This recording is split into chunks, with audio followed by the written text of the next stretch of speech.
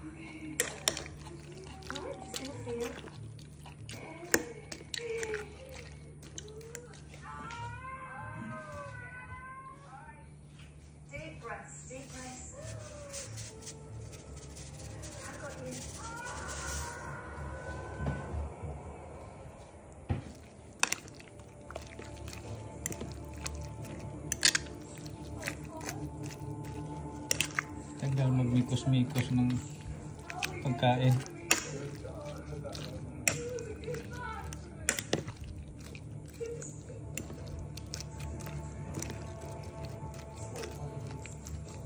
Ayan mga idol, tapos na yan.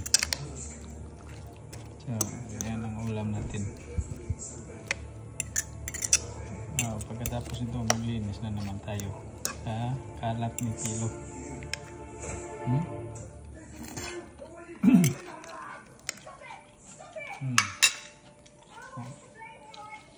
Tapos tayo, ito naman tayo mag-clean sa kalat natin kasi ang daming kalat, oh. Kailangan na naman natin linisin to.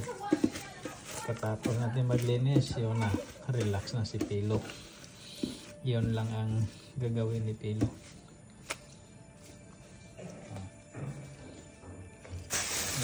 Ang daming linisin si Pilo ngayon.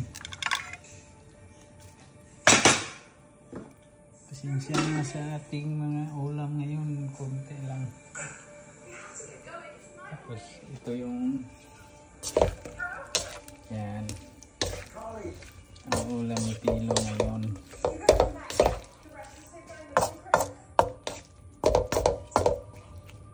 Pwede na to. Yung luto natin hindi commercial, pang bahay lang. Hindi tayo pwede mag commercial kasi hindi tayo chef. So